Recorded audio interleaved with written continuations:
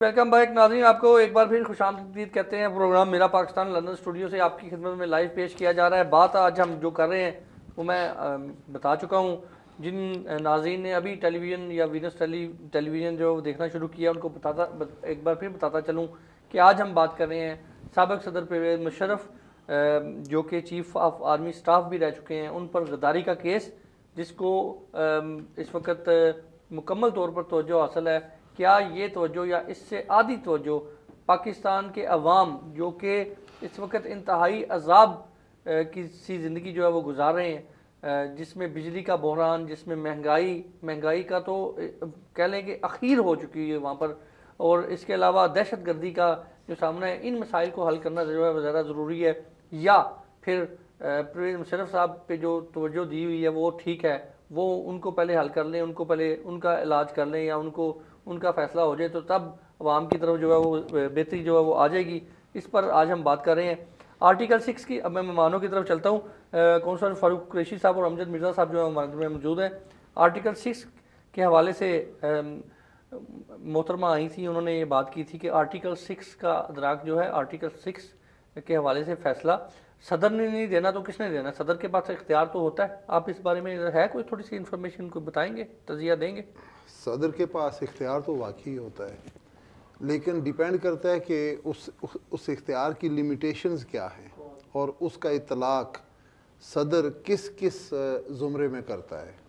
तो अब ये देखने की बात है कि क्या अगर वो आर्टिकल 6 के इख्तियारात परवेज़ मुशर्रफ के पास थे तो क्या आज जो ममनून हुसैन है क्या उनके पास भी वही उसी किस्म के इख्तियारात हैं? सर हमारे मुल्क में कोई ममनून हुसैन साहब हैं? आपको नज़र आते हैं कहीं पे? मैं वही तो बात कर रहा हूँ। मेरे कॉलर हैं जी, कॉलर से बात कर लेते हैं, फिर सदर पाकिस्तान ममनून हुसैन साहब के बारे में भी बात करते हैं। जी अस्सलाम वालेकुम। Hello, brother. It's Mohammed from Middlesbrough, northeast of England, Cleveland, speaking. I'd just like to say, basically, you were blaming General Zia-ul Haq, who was like an army leader, you know, about he created all the problem with, you know. No, I'm not blaming. Not create any problem. No, I'm not. Mohammed bhai, I'm not blaming. There was one caller said. Union, Afghanistan, and Pakistan had no choice to. Pakistan had no choice because they were on their footstep, and General Zia and he joined America to keep them away, because one hand India was with Soviet Union and Pakistan was alone, and Soviet Union was a superpower, and General Zia got no choice to help the guerrillas and get the Soviet Union out. Otherwise, Soviet Union could have taken over Pakistan from one end. ठीक है मोहम्मद भाई, sir जरा ये topic तो नहीं है पर इस बारे में अगर आप थोड़ा सा कुछ। Well, as far as I'm concerned, I did not follow the events that closely, but I can tell you that nobody came to Zia-ul Haq but America to keep Soviet Union out of Afghanistan and to keep them away from the warm waters of the Indian Ocean. Nobody can say that Pakistan did not help in creation of Taliban, and no one can say that Pakistan did not help America to keep Soviet Union. ठीक है, नहीं अच्छा, एक और बात मैं आपको तो मोहम्मद साहब आपको बताता चलूं कि ये मैंने नहीं कहा, ना मैंने इल्ज़ाम लगाया है। मैं कोई नहीं हूँ यहाँ पर अपनी ओपिनियन देने के लिए। मैं यहाँ पर आपकी ओपिनियन और मेहमानों की जो है तारफ़ के लिए मैं जो है इनके तज़ियात के लिए यहाँ पे बैठा हुआ हूँ। तो ये मिसेस खान जो है वो आई थी और उन्होंने एक बात यहाँ पर की थी। खैर ये हमारा आज का टॉपिक नहीं है, हम टॉपिक की तरफ दोबारा चलते हैं। सर, सदर के पावर के हवाले से जो है वो आप बात कर रहे थे और आपने ममनून हुसैन साहब का नाम लिया। कुछ तजिया निगार और कुछ कालम और कुछ तजिए मैंने पढ़े, वो तो कहते हैं, बल्कि एक मजाक में एक कोई अखबार है उसने उसका खाका भी देखा कि तलाशी गुमशुदा का इश्तिहार दिया हुआ था। एकदम पाकिस्तान के सियासी होराइज़न पे एकदम ऐसी सिचुएशन आ गई है कि अब किसी को पता ही नहीं कि सदर है भी या नहीं। यानी इतने पावरफुल सदर से गुज़र के तो हम एक ऐसे सदर के पास आ गए हैं जिसका नाम भी सुनने को नहीं मिलता। तो अब ये देखना ये है कि इसमें इतना डिफरेंस क्यों है। क्या उस वक़्त के वज़राए आज़म पहली हुकूमत के जो वज़रा थे जिसमें यूसुफ रज़ा गिलानी भी थे, जिसमें बाद में कियानी साहब भी आए। तो क्या वो इतने पावरफुल नहीं थे? क्या वो जो है उन्हें सदर की ज़रूरत थी, और आज नवाज शरीफ साहब हैं तो इनको सदर की ज़रूरत नहीं है? तो ये सदर को उतनी, या क्या पाकिस्तान का कॉन्स्टिट्यूशन सदर को वक्तन फ़वक्तन वो इतनी पावर दे देता है कि ये तो कोई लतीफ़ा सा बन रहा है। हाँ, साहब, आप इस कि बारे में कौन क्या सी पार्टी आएगी और हाँ। किसका सदर पावरफुल होगा, किसका नहीं होगा। यहाँ पर ना ही पाकिस्तान में इक्वालिटी है, ना पाकिस्तान में अकाउंटेबिलिटी है। अगर ये दो चीज़ें वहाँ पर आ जाएं तो बहुत से पाकिस्तान के मसाइल आज भी हल हो सकते हैं। मेरे साहब क्या कहेंगे जी? मैं तो कहांगा जी, पंजाबी ਦੇ ਵਿੱਚ मेरा शेर है जी जी। कि किंज दे मोमन लोकियां बार बार डंगवा के भी ਕਹਿੰਦੇ ਮੋਮਨ ਲੋਕੀਆਂ बार बार डंगवा के भी फिर सप्पां ਦੀਆਂ ਖੁੱਡਾਂ ਦੇ ਵਿੱਚ ਉਂਗਲੀ देंदे रहते हैं। वाह वाह, मोमन एक दफ़ा डंगा जाता है, ठीक है। हम वो मोमन है, हम 3 दफ़ा एग्री जो दस्ता एग्री चुके हैं। Agree agree. ਕਿੰਜ ਦੇ ਮੋਮਨ ਲੋਕੀਆਂ ਬਾਰ-ਬਾਰ ਡੰਗਵਾ ਕੇ ਵੀ ਫਿਰ ਸੱਪਾਂ ਦੀਆਂ ਖੁੱਡਾਂ ਦੇ ਵਿੱਚ ਉਂਗਲੀ ਦਿੰਦੇ ਰਹਿੰਦੇ ਆ। ਚੋਰ ਲੁਟੇਰੇ ਯਾਰ ਬਣਾਏ, ਖੋਜ ਨਾ ਚੰਗੇ ਮੰਦੇ ਦੀ, ਕਿੰਨੀ ਵਾਰੀ ਲੁੱਟੇ ਫਿਰ ਵੀ ਬੂਹੇ ਖੋਲ ਕੇ ਬਹਿੰਦੇ ਆ। वाह वाह वाह वाह। हाँ, वो कौम है हक साहब जो चंद साल एक चोर के साथ रहते हैं और कहते हैं ये तो बहुत बड़ा चोर है, ये बहुत लूट रहा है, ऐसे करें, इसको गोली मारें, इसको फांसी चढ़ाएं, इसकी फ़ोटो कुत्ते के गले में डालें, इस पर मुकदमे। चूँकि हमने हमेशा अपने सदरों के साथ, अपने वज़ीरों के साथ इसी तरह बर्ताव किया है। ये मैं हैरान होता हूँ जब लोग कहते हैं जरदारी साहब 5 साल कितने आराम से गुजर गए, और वाकई वो he was a lucky person कि उन्होंने 5 साल पूरे कर दिए। किसी गोली पर उनका अभी तक नाम नहीं लिखा हुआ था। लेकिन आज जिस तरह मेरी बहन ने कहा कि वो आए कोर्ट में और मुंह दिखा के चले गए, मैंने पहले अर्ज़ की है कि ये लोगों की महंगाई के ख़िलाफ़, दहशतगर्दी के ख़िलाफ़, क्राइसिस के ख़िलाफ़, गैस ना मिलने के ख़िलाफ़ ये तवज्जो बटाने के लिए ये कठपुतलियों जो है ना तमाशा कर रहे हैं। कभी परवेज़ मुशर्रफ आ जाता है, फिर कभी कोई बिलावल का तमाशा आ जाएगा, कभी बेनज़ीर का मुकदमा आगे आ जाएगा, कभी किसी, ये सारी तवज्जो बटाने के लिए। और इसमें सबसे बड़े ज़िम्मेदार जो हैं वो टेलीविज़न जो पाकिस्तान में बैठे हुए हैं, वो 6 आदमियों को नचा रहे हैं, बिठा रहे हैं। अखबारें जो है उनको एक स्टंट चाहिए, एक इशू चाहिए जो, वरना एक संजीदा आदमी जो पाकिस्तान का है, जो मुहब्बुल वतन है, वो इस वक्त इस पोजीशन में है कि उसके पास शाम को रोटी नहीं होती खाने की, उसके पास पैसे नहीं होते बिल के। वहाँ ये हालत है कि पूरा महीना आपको गैस नहीं मिलती और 5,000 रुपये आपको बिल आ जाता है महीने का, और कोई सुनवाई नहीं है। जब वो किसी के पास जाता है तो वो कहता है जी अगले पे ना किया तो आपका मीटर बंद कर दिया जाएगा। एक पाकिस्तानी से पूछे, हम यहाँ बैठ के इस मुल्क में, हम मुशर्रफ के बारे में बात कर रहे हैं, जो टेलीविज़न पे लोग बैठे हुए बात कर रहे हैं वो खाते पीते लोग हैं। किसी सड़क पर चलते हुए लोगों से पूछे मुशर्रफ को कहेगा भाई या मैं रोटी मैंने को मार दे, मैंने किया मुशर्रफ दा पे है। मुशर्रफ वो है जिसकी करोड़ों की जायदादें हैं यहाँ, और मैं लिख के देता हूँ आज, ये ड्रामा बनाया हुआ है। अभी उन्होंने, उसके दिल का मर्ज़ है, उसके गोडे गिट्टे में भी दर्द है, उसके कान में भी दर्द है। कल वही मुशर्रफ साहब जहाज़ पे बिठा के यहाँ पहुँचा दिए जाएंगे। वो दुबई में बैठ के आराम करेगा, यहाँ आके तमाशा करेगा जिस तरह पहले उसने पार्टी बनाई हुई थी। लोग वही भूखे के भूखे हैं यार। मैं कहता हूँ मैं की दसां देश मेरे दे लोकी किंज रहंदे ने, बेरोज़गारी महंगाई ते भुखां बहुतियां सहंदे ने, रिश्वतखोरी कतल दे डाके बेमारी लाचारी नू सीने ला के सब कुछ सह के मुँहों कुछ ना कहंदे ने। वाह। हर बंदा, अजरीन ज़रा गौर से सुने, अगर पंजाबी आपको समझ आती है, ये बड़ी आसान सी पंजाबी है। हर बंदा नेफे दे विच पिस्तौल छुपाई फिरदा है। वाह। हर बंदा नेफे दे विच पिस्तौल छुपाई फिरदा है, अपने परछावें तू भी हुण लोकी डरदे रहंदे ने। और पाकिस्तान का वो मुल्क है कि वहाँ देखो हर मस्जिद के बूहे अगे गनमैन का पैरा है। वाह वाह। मैं दुनिया के तकरीबन 20 ममालिक में गया हूँ, किसी मस्जिद के आगे गनमैन का पैरा नहीं देखा। ये पाकिस्तान का एक बहुत बड़ी यानी कामयाबी है अल्हम्दुलिल्लाह कि हर मस्जिद के बूहे अगे गनमैन का पैरा है। अल्लाह दे घर जानिया भी हुण लोकी डरदे रहंदे ने। वाह वाह। और जहाँ तक आपने दहशतगर्दी का नाम लिया है, उसका शेर है कि अजब ज़माना आ गया लोगों, पहले गोले फटते सन।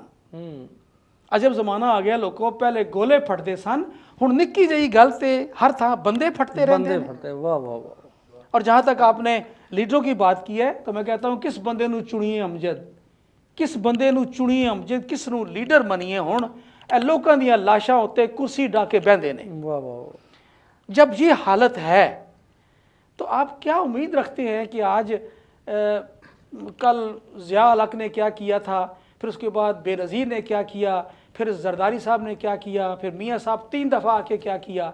माफ़ करना, मियाँ साहब ने पहले भी मिले हैं, इंडिया में बनाई थी, नैरोबी में और अफ्रीका के मुल्क में बनाई थी। आज की अखबार में मैंने पढ़ा है कि 3 सालों में उनका जो असासा था वो 3 गुना ज़्यादा हो गया है। पहले करोड़ों की हिसाब थी, अब अरबों का हिसाब हो गया। ठीक है, आपकी तरफ दोबारा आते हैं जी, अगर कॉलर है उनसे बात करते हैं जी। अस्सलाम वालेकुम। हेलो जी। जी अस्सलाम वालेकुम जी। हेलो अस्सलाम वालेकुम। कौन साहब कहाँ से जी? आवाज आ रही है? जी आपकी आवाज़ आ रही है जी। अस्सलाम वालेकुम, नज़ाकत हुसैन शाह वॉकिंग से बात कर रहा हूँ। सर फरमाइएगा। मैं आपको, आपके मेहमानों को, they are very respectable guest, और आपके व्यूअर्स को प्यार और अदाब भरा सलाम अर्ज करता हूँ। साथ में कमेंट करना चाहता हूँ, आपने एहतसाब के हवाले से बात की है, और भी बहुत सी बातों को टच किया। मुशर्रफ साहब का ट्रायल का भी, मुशर्रफ साहब के ट्रायल की भी बात हुई है। असली जो सबसे बड़ी जंग है वो ये है, नून और पीपल पार्टी वाले मिलकर तीसरी कव्वत के साथ जंग कर रहे हैं। तीसरी कव्वत में जनाब मुशर्रफ साहब, इमरान साहब और ताहिर कादरी साहब हैं।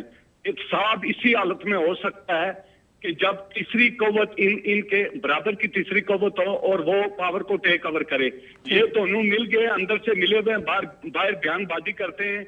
ये दोनों पार्टीज नहीं चाहती कि कोई तीसरी कव्वत आकर एहतसाब करे। और साथ में मैं ये कहना चाहता हूँ कि मुशर्रफ साहब के खिलाफ जो आर्टिकल 6 लगा रहे हैं और ट्रायल हो रहा है, भाईजान ये कभी भी नहीं होगा। उसकी वजह यह है कि जो कुछ कल कराची में हुआ और जो कुछ कल हंगू में हुआ, और जैसे पूरे मुल्क के हालात हैं उनको मद्देनजर रखते हुए फौज ने अगर महसूस किया कि लॉ एंड ऑर्डर की सिचुएशन बहुत खराब हो रही है, मुल्क एनर्जी की तरफ जा रहा है, गुर्बत है, महंगाई है, गैस नहीं है, पानी नहीं है, लोड शेडिंग है, अगर हालात खराब हुए जैसे तारो कादरी साहब कह रहे हैं कि वो करोड़ों की तादाद में लोग सड़कों पर लाएंगे, तो क्या फौज फिर देखती रहेगी कि हम आर्टिकल 6 को देखें? वो हमारे खिलाफ है। फौज किसी वक्त भी टेक ओवर कर सकता है, ये फौज की रिस्पॉन्सिबिलिटी। ठीक है जी, बहुत बहुत शुक्रिया। अगले कॉलर से बात करते हैं। हेलो जी, अस्सलाम वालेकुम जी। आपसे गुजारिश है कि अपने टेलीविज़न की आवाज़ को बंद कर लें ताकि हम बेहतर तरीके से गुफ्तगू कर सकें। हेलो जी, आप मेरे साथ बात कर रहे हैं? जी आपसे बात करें जी। अच्छा, मेरा तो टीवी की आवाज़ ही नहीं है ऊपर। जी फरमाइएगा, क्या कहेंगी? जी अस्सलाम वालेकुम। वालेकुम अस्सलाम। जी मैं कहना चाह रही थी मुशर्रफ साहब के बारे में कि उनको नंबर एक बात पहली ये है कि उनको गद्दार नहीं कहना चाहिए। ठीक। क्योंकि वो चीफ ऑफ आर्मी थे और उन्होंने कोई गद्दारी नहीं की। तो गद्दार तो वो हैं जो वोट लेने से पहले इतने वादे करते हैं बड़े बड़े और बाद में वो नजरें नहीं मिला रहे अवाम से। ठीक है जी, अगले कॉलर से बात करते हैं जी। हेलो अस्सलाम वालेकुम। हेलो वालेकुम सलाम जी कौन साहब कहाँ से जी? हेलो, मैं डॉक्टर इजाज बोल रहा हूँ। मैं सिर्फ एक बात कहना चाहता हूँ कि ये जो पाकिस्तान के मौजूदा हालात जा रहे हैं, इसमें यही नजर आता है कि या तो मिड टर्म इलेक्शन होंगे या फिर फौज टेक ओवर कर लेगी। और इमरान खान की मैं इस बात की बिल्कुल 100% तायद करता हूँ जिसमें वो कह रहे हैं कि ये 11 मई के जो इलेक्शन थे ये फिक्स थे। क्योंकि अभी ये लोगों को याद होगा, अभी 10% काउंटिंग हुई थी तो मियां नवाज शरीफ ने विक्ट्री स्पीच देनी शुरू कर दी थी। तो ये सब जो है, ये जो इट वाज मोस्ट अनफेयर है। ठीक है जी, बहुत बहुत शुक्रिया। अगले कॉलर जी, उनसे बात करते हैं जी। अस्सलाम वालेकुम। हेलो जी, अस्सलाम वालेकुम। अपने टेलीविजन सर, मैं गुजारिश करता चलूँ मोहतरम नाज़रीन, मैं पहले भी हर प्रोग्राम में ये आपकी खिदमत में गुजारिश करता हूँ कि अपने टेलीविज़न की आवाज़ को हमेशा बंद कर लिया करें जब आप कॉल करते हैं, ताकि हम बेहतर तरीके से गुफ्तगू कर सकें। जी अस्सलाम वालेकुम जी। हाँ, सऊद बोल रहा हूँ लंदन से। जी फरमाइएगा सर। हाँ, तो ये कहने का था कि भाई जब ये इलेक्शन हुए जी उसमें 15% भी वोट नहीं पड़े थे, तो हमारे नवाज शरीफ एंड पार्टी ने कह दिया हम जीत गए। ठीक। ये कैसा मुल्क है? ये मजाक है ना। और ये आर्टिकल 6 लगा रहे हैं, ये कर रहे हैं। पाकिस्तान के बेहतरी के लिए अगर फौज कोई काम करती है तो फतह। इसमें हमारा जो टाइम जरदारी साहब ने 5 साल गुजारे, सारी चीजें महंगी थी और महंगाई बढ़ती गई है। आम इंसान को क्या चाहिए कि भाई महंगाई कम करो। फिर आखिरी बात ये करने वाला हूँ कि बरतानी में रहने वाले हम पाकिस्तानी, हम नादरा कार्ड का क्यों मैं 40 पाउंड फीस दूं, इसकी बात करें। पाकिस्तान के टेलीफोन कॉल्स जो 1 पेन से बढ़कर के 8 पेन हो गया, उसकी बात करें। जो हमें जो इमीडिएट है, और जो हमारे सियासतदान पाकिस्तान से यहाँ आते हैं, हम लोग जाके उन्हें गले में हार पहनाते हैं, उनको जूते मारने चाहिए। ठीक है जी, ये आपका मौक़िफ़ है। किसी हद तक आपकी इस बात से मैं भी इत्तेफाक करता हूँ, मगर दाऊद साहब मैं आपको ये बताता चलूँ कि जिस तरह हम नादरा के कार्ड की और टेलीफोन कॉल्स की बात करते हैं, हमारे यहाँ से गए हुए लीडर, हमारे यहाँ से गए हुए कम्युनिटी लीडर जो हैं वो पाकिस्तान में जाकर बजाय इसके कि वो पाकिस्तान के मसाइल पर जो है वो बात करें, वो बिल्कुल भूल चुके हुए हैं कि यहाँ पर भी आवाम जो है उसको भी या ओवरसीज़ पाकिस्तानी कम्युनिटी को भी कोई मसाइल का सामना है और उनकी कोई जिम्मेदारी है। सबसे बड़ी मिसाल जो है वो हमारे गवर्नर पंजाब जो कि मोहम्मद सरवर साहब हैं, चौधरी मोहम्मद सरवर साहब, नो डाउट कि जितनी उन्होंने यहाँ पर वादे किए, जितने उन्होंने यहाँ पर जो है वो तमहीद बांधी, और उन्होंने तो यहाँ तक कह गए थे कि मैं सुकून से सोऊंगा नहीं जब तक ओवरसीज़ के मसाइल जो है वो हल ना हुए। तो मैं अब इस पर जो है वो अगर 10 प्रोग्राम भी करूँ तो गवर्नर साहब जो है उनको मैं अब नेगेटिव तरीके से अप्रिशिएट ही कर सकता हूँ और कुछ नहीं, क्योंकि इंतहाई वादा खिलाफ़ी जो है वो उन्होंने की है अब तक, और वो जिसका सबसे बड़ा सबूत जो है वो आप देख लें, ओवरसीज़ कम्युनिटी खुद ही देख लें कि गवर्नर पंजाब यहाँ से जाकर कितने जो है उन्होंने जाके आपके मसाइल जो है वो हल करवाए हैं। या तो उनके बस में कुछ नहीं है, या वो भी ममनून हुसैन साहब जो कि सदर हैं उनकी तरह पैराशूटिक गवर्नर जो है वहाँ पे बैठे हुए हैं और मज़े लूट रहे हैं वहाँ पर। बल एनीवे कुरैशी साहब जी, आप मैं मुख्तसर सा एक कमेंट देना चाहता हूँ गवर्नर पंजाब के हवाले से जो आप बात कर रहे हैं। ये आपको पता होना चाहिए और पाकिस्तान के कॉन्स्टिट्यूशन के मतलब थोड़ा बहुत भी अगर किसी को नॉलेज है, इल्म है, तो वो लोग जानते हैं कि गवर्नर पंजाब की पोजीशन जो है वो सिर्फ सेरेमोनियल है। उनके पास कोई भी डिसीजन मेकिंग पावर नहीं है, ना ही तो पंजाब असेंबली में उनके पास कोई डिसीजन मेकिंग पावर है और ना ही कोई वफाक में। तो सर झूठे लारे क्यों लाके जाते ना थे इधर आके? आपको पता नहीं यहाँ पर इतनी बड़ी बड़ी स्पीचेस, मैं सुकून से नहीं बैठूंगा, मगरमच्छ के आंसू बहाना, सर क्या मकसद क्या है? हम लोग इतने मुनाफिक क्यों है सर? हमारे सारे कायदीन यही कुछ करते हैं। हमारे मुल्क का तो ये आलम है कि वहाँ पर कोई लीडर ही नहीं बन सकता जब तक वो इस किस्म के बांगो बुलंद दावे नहीं करेगा। जहाँ तक ताल्लुक है कि पाकिस्तान में महंगाई सारी दुनिया में बढ़ी है, सिर्फ पाकिस्तान में नहीं बढ़ी, लेकिन पाकिस्तान में महंगाई की शिद्दत को ज्यादा महसूस किया जा रहा है क्योंकि वहाँ पे गुर्बत में इजाफा है कि वहाँ पर एक तो गुर्बत का बोल बेरोजगारी के साथ बेरोजगारी है, और बेरोजगारी जो है वो खत्म होती नजर नहीं आती क्योंकि वहाँ पर दहशत गर्दी है। जब तक उस मुल्क से दहशत गर्दी की जड़ को नहीं उखाड़ा जाएगा तब तक आप ये मुझे बताएं कि जहाँ पर ये पता ही नहीं है आपको कि जो बंदा बाहर जाएगा वो वापस आएगा या नहीं, ये आपको पता नहीं कि आपने अगर छोटा सा कारखाना लगाया तो किस वक्त कोई क्लैशनकोफ उठा के अंदर आ जाएगा और किस वक्त आपको आगे लूट लेगा, तो वहाँ पर उस मुल्क की मईशत का क्या हाल होगा, क्या आलम होगा। दहशत गर्दी सबसे बड़ी वजह है, और दहशत गर्दी के खात्मा मैं ये तो नहीं कह सकता कि 100% खात्मा उस तरीके से हो जाएगा, लेकिन जब तक अकाउंटेबिलिटी नहीं होगी, जब तक दहशत गर्दी में मुलव्वस लोगों को पकड़ कर कैफरे किरदार तक नहीं पहुंचाया जाएगा, तब तक वहाँ पर दहशत गर्दी। एक और बात बताएं, एक कॉलर की बड़ी अच्छी बात है, मुझे अच्छी बात लगी। उन्होंने कहा जी कि मुशर्रफ को हम गद्दार कहते हैं। वादा खिलाफी जो है, वादे का पास न रखना, वादा तोड़ना, झूठा वादा करना, ये भी गद्दारी होता है। क्या ये गद्दारी के जुमरे में आता है? खैर वो झूठे वादे हैं, वो झूठ है, वो द्रोह गोई है। गद्दारी और चीज़ है। गद्दारी ये है कि मुल्क को नुकसान पहुंचाना, मुल्क के खिलाफ कोई तारीख चलाना और ऐसा कोई कदम उठाना जिससे कि आपके मुल्क को। आपकी नज़र में परवेज़ मुशर्रफ साहब गद्दार हैं? ये कहना बहुत मुश्किल है।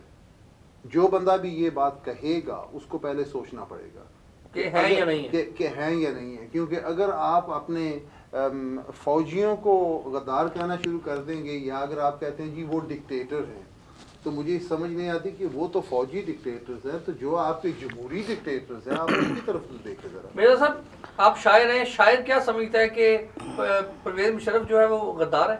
देखिए मैं तो ये कहूँगा कि जो भी मुल्क की पॉलिसी के ख़िलाफ़ करता है, मुल्क फरोशी करता है, वतन शिकन है, वो मुल्क का गद्दार होता है।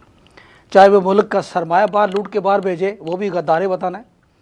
चाहे वो अपने कैदियों को बाहर भेजे, वो भी गद्दार वतन है। और ये उन्होंने अपनी किताब में लिखा है कि मैंने कितने बंदे पाकिस्तान के बेचे हैं अमेरिका के। मुल्क से सरमाया जो बाहर भेजे वो भी गद्दार है। उसकी वजह ये है कि वो मुल्क का सरमाया लूट कर सर ये सारे सियासतदान तो मैं कहता हूँ कि ये लिख के देता हूँ कि कोई हमारा आज तक वज़ीर, आप उनके अगर असासे देखें कि कोई वज़ीर नहीं जिसके बंगले और जिसकी कोठियाँ दुबई में नहीं हैं, जिसके शिकागो में नहीं है। ठीक है, दोनों मानों का बहुत बहुत शुक्रिया। अमजद मिर्ज़ा साहब, काउंसलर फारूक कुरैशी साहब, बड़ी दिलचस्प गुफ्तगू जारी थी। मोहतरम नाज़रीन, वक्त जो किसी के साथ नहीं रहता, वक्त ख़त्म हो जाता है। अमजद मिर्ज़ा साहब की एक बात बड़ी अच्छी लगी जो कि मैंने नोट की, उस पर प्रोग्राम का इख्तिताम करते हैं। जिस कौम की बुनियाद, हुकूमत की बुनियाद झूठ पर रखी जाए, उसका अंजाम क्या हो सकता है आपसे ज़्यादा बेहतर कोई नहीं जानता। आने वाला वक्त जो है ज़्यादा बेहतर बता सकता है। अल्लाह ताला हमारे प्यारे वतन पाकिस्तान को सच्चे महबूब वतन लीडर अता फरमाए। अगले प्रोग्राम जो कि जुम्मे को इंशाल्लाह 8 बजे आपकी खिदमत में पेश किया जाएगा नए मेहमानों के साथ। तक के लिए इजाज़त दीजिए। खुदा हाफिज़।